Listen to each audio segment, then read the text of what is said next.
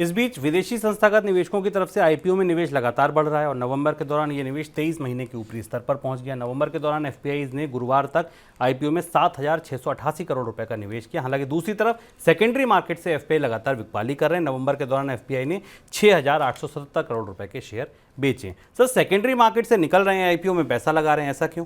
आम निवेशकों के लिए इसका मतलब यह है कि आईपीओज में एफपीआई का, विदेशी निवेशकों का निवेश इस बात की तरफ इशारा करता है कि लिस्टिंग गेन्स की तैयारी है। तो इसलिए अगर आपने निवेश किया है तो इस रुख को गंभीरता से करीब से समझें, क्योंकि सेकेंडरी मार्केट में उन स्टॉक्स में रिटर्न नहीं दिख रहा है तो सेकेंडरी मार्केट से बिकवाली हो रही है। पर भारत में जो आईपीओ फ्रेंजी दिखाई दी, जिसका जिक्र हमने भी किया, जिस पर सेबी भी थोड़ा चिंतित दिखाई दे रहा है, विदेशी निवेशक भी इस पानी में अपनी बाल्टी भर लेना चाहते हैं, क्योंकि जैसे ही आईपीओ आते हैं और उनकी 20%, 25%, 30%, 40% ऊपर इशू प्राइस से लिस्टिंग होती है तो उसका फायदा छोटे निवेशकों से पहले बड़े निवेशकों को मिलता है। हमें कार्यक्रम में आपको बता चुके हैं कि भारत के छोटे निवेशक लिस्टिंग गेन्स हासिल करने में सबसे पीछे रह जाते हैं। लिस्टिंग गेन्स का सबसे ज़्यादा फायदा बड़े निवेशक उठाते हैं, हाई नेटवर्थ इंडिविजुअल्स उठाते हैं, एफपीआईज उठाते हैं, क्योंकि उनके पास तत्काल बाजार में बेचने की क्षमता होती है और इस तरीके के आंकड़े भी उपलब्ध हैं। तो फिलहाल भारतीय बाजार में जहां सबसे तेजी से रिटर्न मिलने की संभावना है, हफ्ते में 15 दिन में इशू ओपन होने के बाद लिस्टिंग के बीच में, और इसलिए हमें एफपीआईज का इन्वेस्टमेंट जो है वो करीब प्राइमरी मार्केट इन्वेस्टमेंट 7,688